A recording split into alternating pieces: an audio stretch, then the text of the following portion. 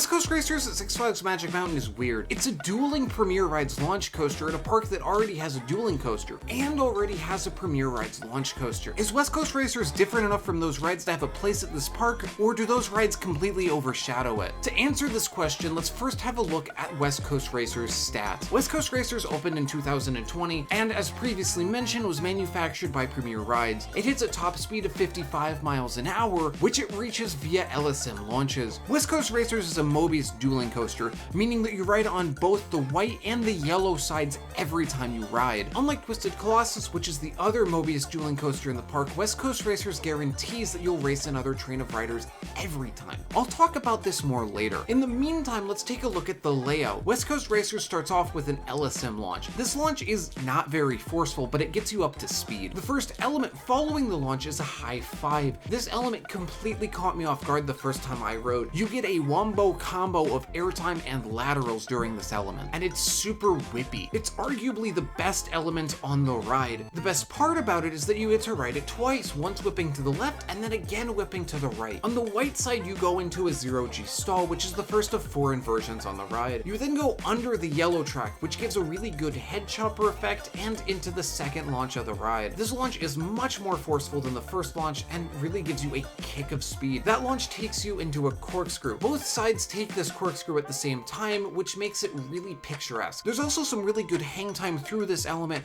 but the restraints do make that a little hard to appreciate. I'll touch on this a little later. After you come out of the corkscrew, you go into a helix. I found this helix to be somewhat unforceful on the white side, but the turn following it was extremely forceful. Following that is a decent airtime hill and a turn into the brakes, but this isn't where the ride ends. Instead of going into the station, the track switches color and you pull into a lightly themed holding area. You wait in this area till the next train is ready to go out onto the course, so depending how operations are when you're riding the ride, you'll either be waiting in this room for 30 seconds or 3 minutes. The wait in this room can majorly hurt the ride's pacing, but I think it's worth it because it guarantees that you race another train every time you ride. This is a major improvement from Magic Mountain's other racing coaster. On that coaster, you also ride on both sides every time, but it's becoming increasingly rare to see it actually dueling. Once you get out of the holding section, you go through another LSM launch, which is exactly the same as the first launch on the ride, and then you go into the other side of the high five, which is just as out of control and fun as it was on the white side. Instead of going into inversion, this time the high five is followed up by an airtime hill and then the boost launch again. This launch is followed by a step up into the big corkscrew. This step up gives some good airtime and the inversion gives some solid hang time, making this probably the best inversion on the entire ride, although none of the inversions on this ride are particularly strong. The corkscrew is followed by a helix, but unlike the white side, the yellow side is very forceful. I would oftentimes gray out during this element, making it one of the most noteworthy elements on the entire ride. This helix is followed by another forceful turn, although this turn is not as forceful as the helix. The turn goes into a small airtime hill and the ride finishes with a corkscrew and a turn into the brakes. West Coast Racers is a very fun ride overall, and a lot of the enjoyment of this ride comes from the racing element of it. It really got the competitive juices going, and I found that while I was riding, I was watching the other train to see if I was beating them or not. The layout on this ride is also very fun. Tons of positive forces, tons of negative forces, and they work together really well. Although, unfortunately, the restraints on this ride make it somewhat difficult to appreciate the hang time or the air time that the ride offers, and that's because of the comfort collars. These are unnecessary and uncomfortable seatbelt-like things that go over your shoulders. I'm a taller person, so the airtime moments caused my shoulders to come in contact with these restraints. During the whippy high five moments on this ride, my neck also made contact with the comfort collars,